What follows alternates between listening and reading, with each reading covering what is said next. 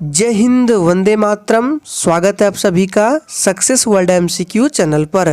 तो फ्रेंड्स, आज से मैं अपने पढ़ाने के तरीका को थोड़ा सा मॉडिफाई कर रहा हूँ। देखिए होगा क्या, मैं आपको जितने भी क्वेश्चंस कराता हूँ और उस क्वेश्चन से संबंधित जितने भी इम्पोर्टेंट फैक्ट बनते हैं उनको मैं उसी क्वेश्चंस के नीचे टाइप करके दूंगा, और इससे जो आपकी तैयारी है पहले से और भी बेहतर होगा। तो आज आपका लुसेंट जीके से प्रैक्टिस सेट 10 चलेगा। तो जल्दी जल्दी से आप सभी लाइव में जुड़ जाइए। सभी को गुड इवनिंग, गुड इवनिंग। तो चलिए आज के सेशन को स्टार्ट करते हैं। तो फ्रेंड्स, आज के सेशन का पहला प्रश्न है, भारत में केसर का सबसे बड़ा उत्पादक राज्य कौन सा है? आंध्र प्रदेश, जम्मू कश्मीर, गुजरात या फिर डी महाराष्ट्र। आप लोगों को आंसर करने के लिए लाइव चैट का ऑप्शन मिलता है, इसलिए प्रत्येक स्टूडेंट को लाइव चैट में अपना अपना आंसर जरूर करना है, क्योंकि आंसर करने से होता क्या है, आपको प्रश्न ज़्यादा दिन तक याद रहते हैं। इसलिए प्रत्येक स्टूडेंट को लाइव चैट में अपना अपना आंसर छापना है।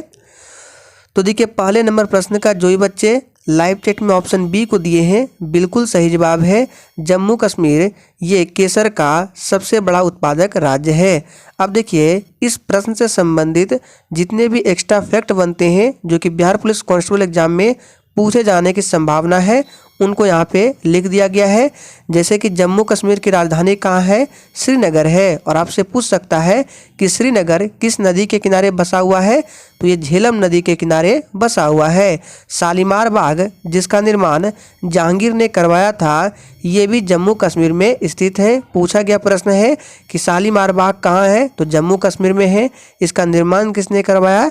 तो जहांगीर ने करवाया था। दूसरा प्रश्न देखिए, भारत में धान का सबसे बड़ा उत्पादक राज्य कौन है? यह प्रश्न आप लोगों के लिए मोस्ट इंपॉर्टेंट और वीवीआई है। चलिए आंसर करते जाएंगे। तो देखिए, दूसरे का राइट आंसर जो ये बच्चे लाइव चैट में ऑप्शन बी को दिए हैं, बिल्कुल सही जवाब है। भारत में धान का सबसे बड़ा उत्पादक राज्य पश्चिम बंगाल है। देखिए, पश्चिम बंगाल की राजधानी कहाँ है? तो कोलकाता है। और कोलकाता किस नदी के किनारे बसा हुआ है?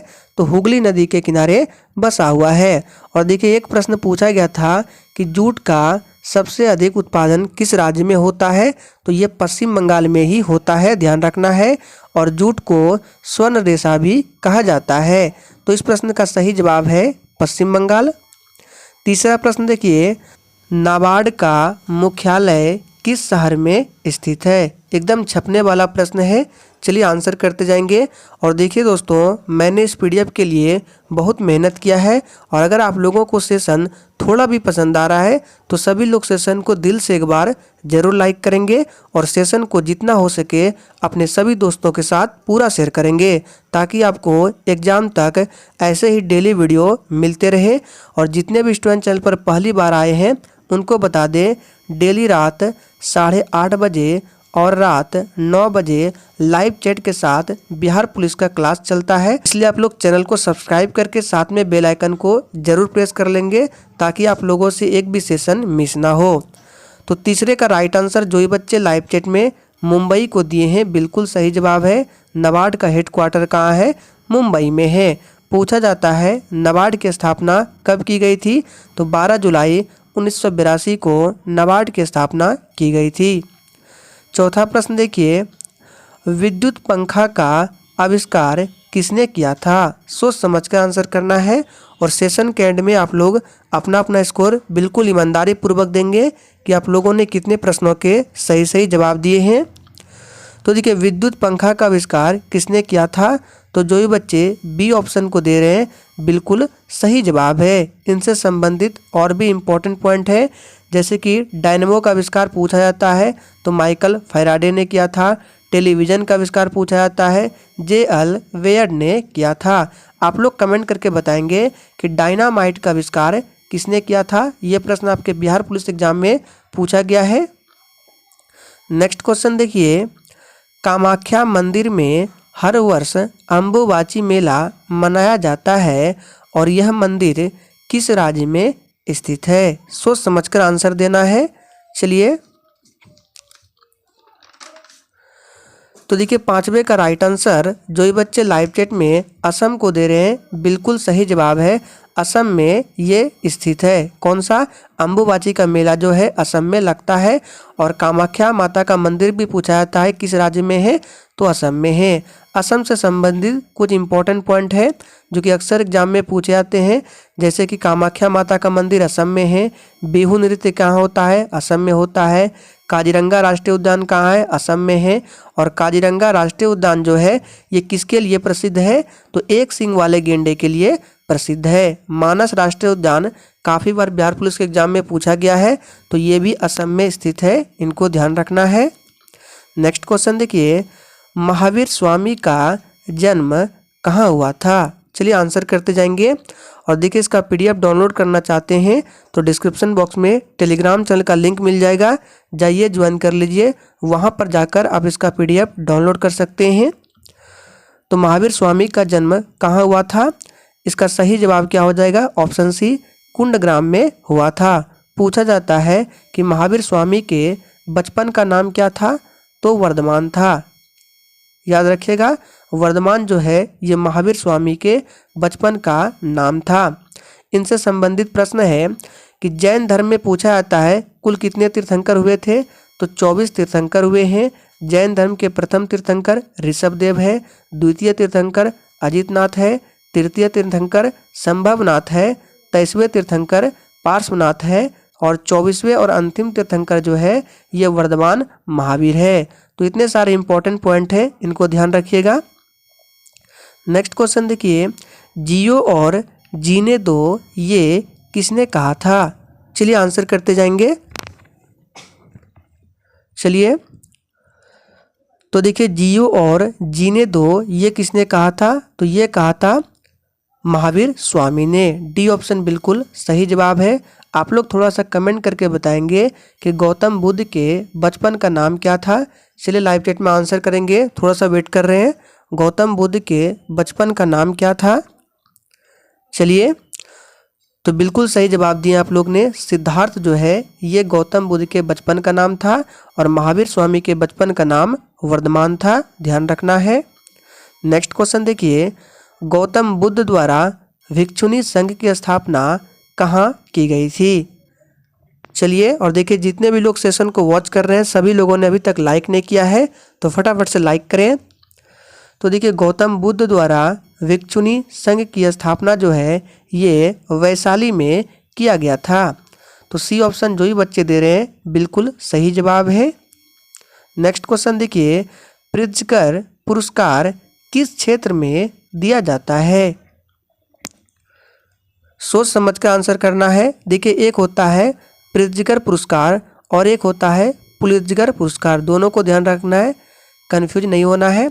ये जो पुरस्कार है ये पत्रकारिता से संबंधित है और प्रित्जकर पुरस्कार जो है ये वास्तुकला से संबंधित है।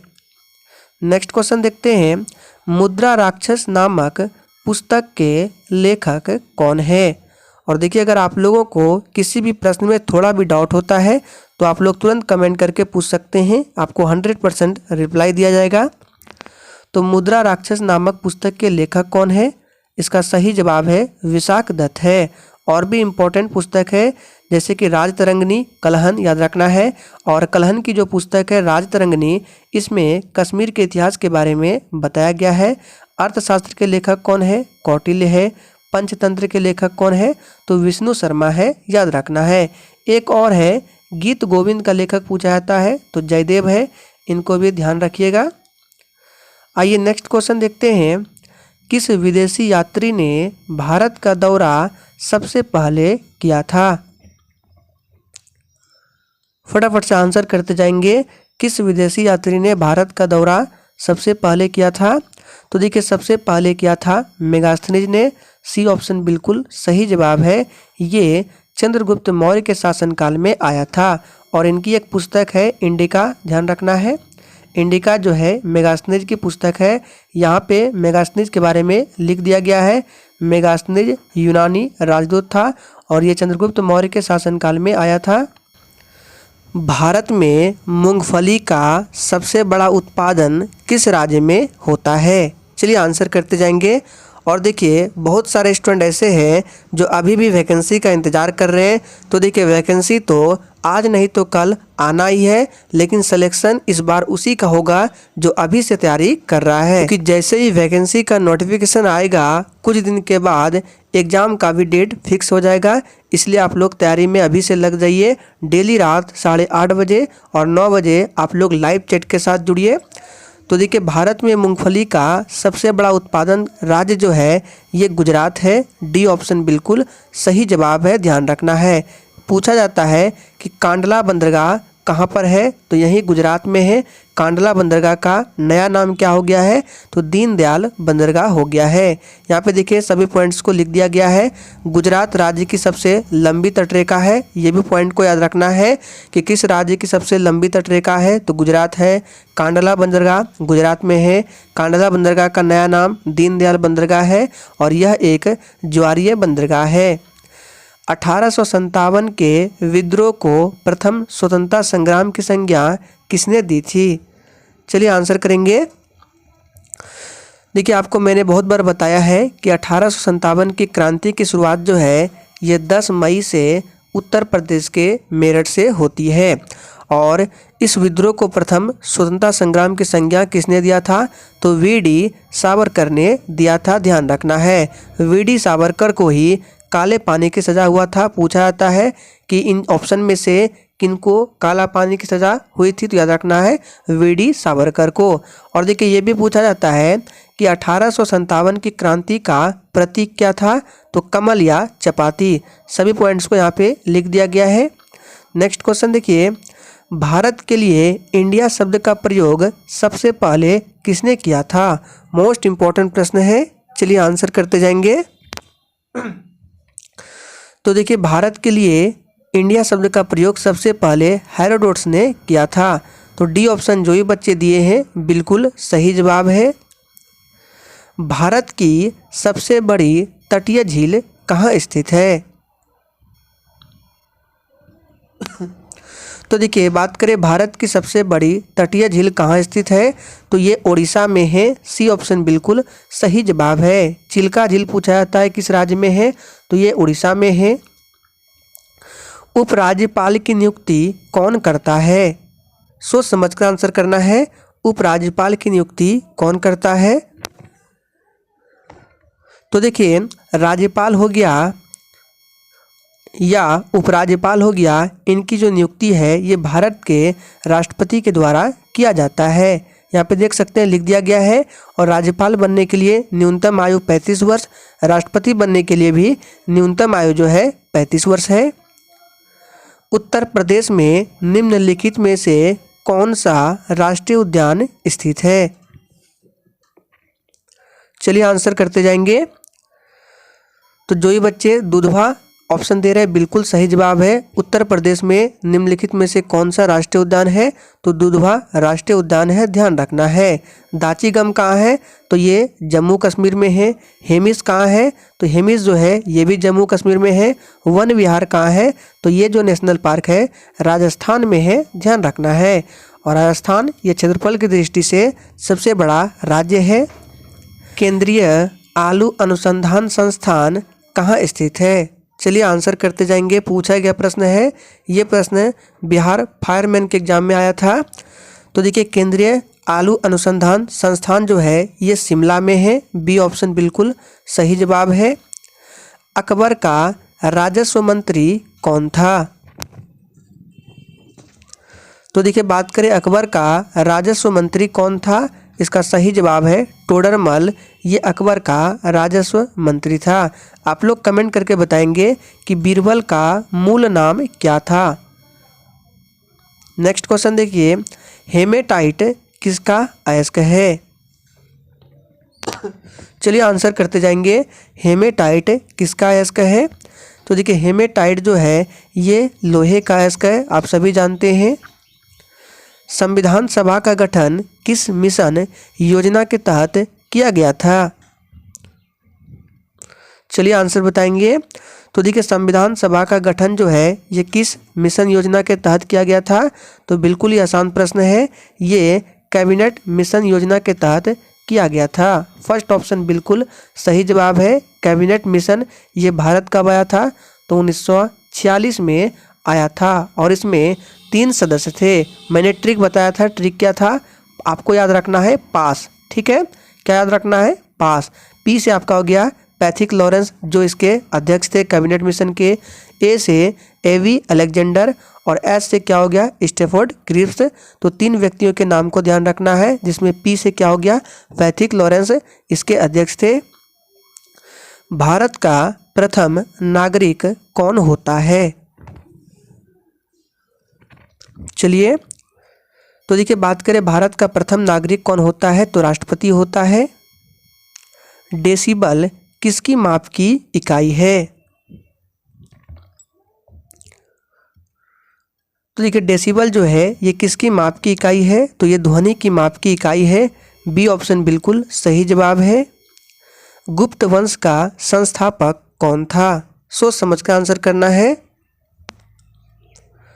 तो देखिए, गुप्त वंश का संस्थापक आप सभी जानते हैं, श्रीगुप्त। सी ऑप्शन जो ही बच्चे दिए हैं सही जवाब है। समुद्रगुप्त को भारत का नेपोलियन कहा जाता है। सिनेबार किसका अयस्क है? सोना का, चांदी का, लोहा का या पारा का? तो देखिए, ये सभी प्रश्न जो है आपके एग्जाम में डायरेक्ट पूछे जाते हैं, इसको याद रखिएगा। सिनेबार जो है ये किसका अयस्क है? तो ये पारा का अयस्क है। तानसेन का असली नाम क्या था? तो देखिए, तानसेन का असली नाम रामतनु पांडे था। डी ऑप्शन जो ही बच्चे दिए हैं बिल्कुल सही जवाब है।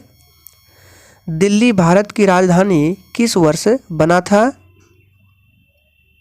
चलिए तो देखिए, दिल्ली जो है ये भारत की राजधानी बना था 1912 में। बी ऑप्शन बिल्कुल सही जवाब है। कहीं कहीं 1911 है, तो ध्यान रखना है, ऑप्शन में 1912 दिया गया है।